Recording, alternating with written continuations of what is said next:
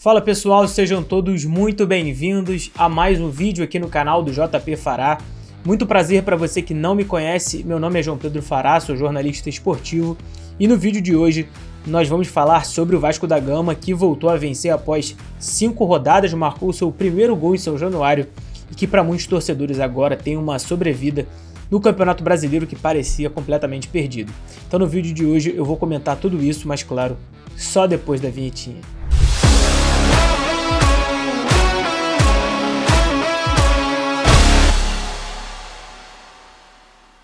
Antes de mais nada, aqueles recadinhos iniciais, se você ainda não é inscrito, só clicar aqui nesse botãozinho de se inscrever, é muito importante para o crescimento do canal. Estamos rumo aos 1000 inscritos, deixar o dedo no like, compartilhar esse vídeo nos seus grupos de Telegram, de Facebook, WhatsApp e claro, comentar aqui embaixo se você acha que o Vasco ainda tem alguma chance de se salvar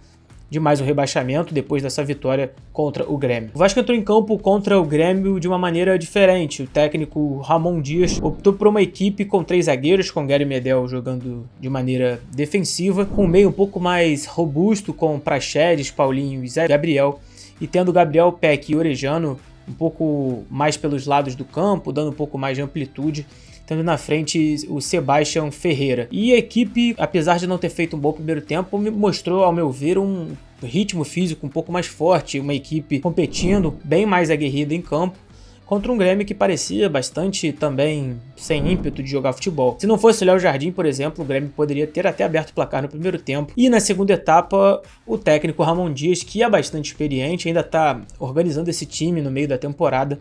e com bastante desconfiança, né, a torcida do Vasco desacreditada em relação ao time,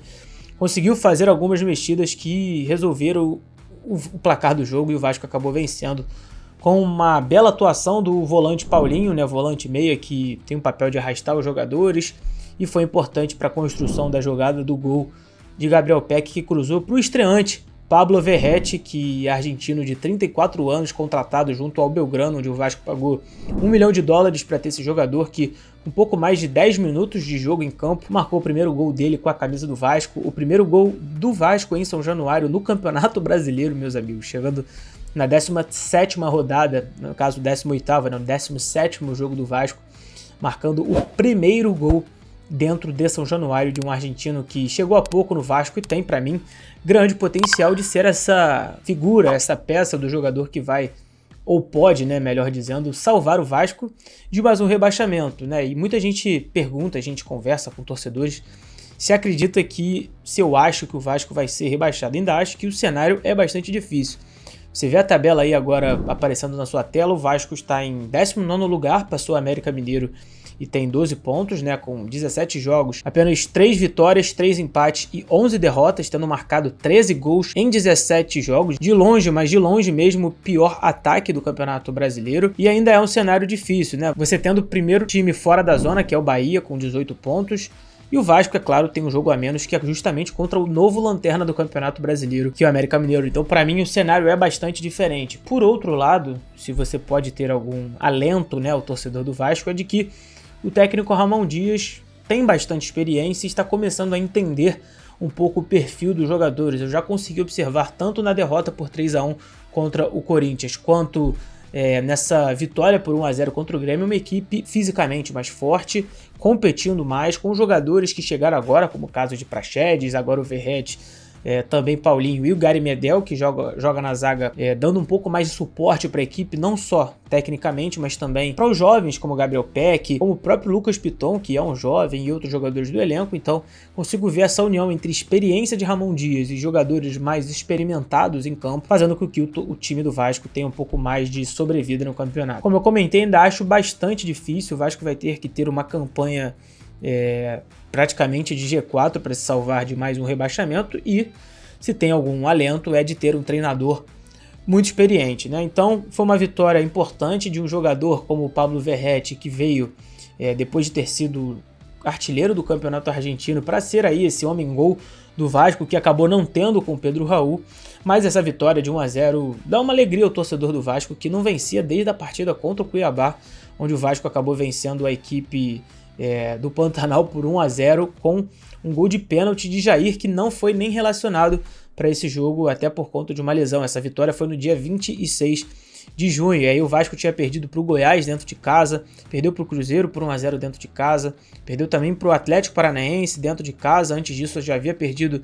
para o Santos em São Januário e também para o Bahia. E finalmente o Vasco venceu a primeira em São Januário, fez o primeiro gol. Isso é surreal, né? Eu falo novamente, o primeiro gol em São Januário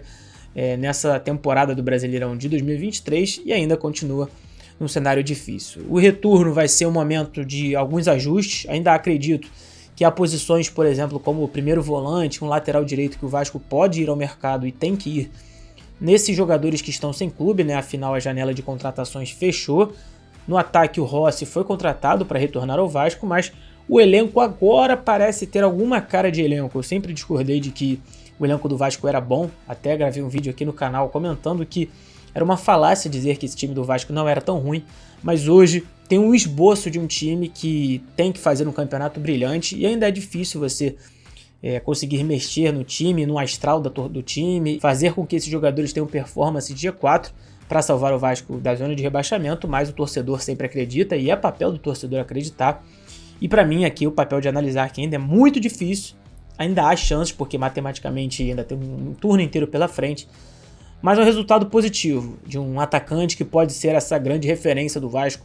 no ano de 2023, nesse segundo semestre. E claro, quero saber aqui de vocês nos comentários se você acha que o Vasco ainda vai se salvar do Campeonato Brasileiro, de mais um rebaixamento. Deixa aqui nos comentários, não se esqueça de botar o dedo no like, é muito importante para o YouTube recomendar esse vídeo para outras pessoas. Compartilhe esse vídeo e claro, inscreva-se no canal e ative o sininho para não perder nenhum conteúdo do canal do JP Fará. E claro, eu te espero no próximo vídeo.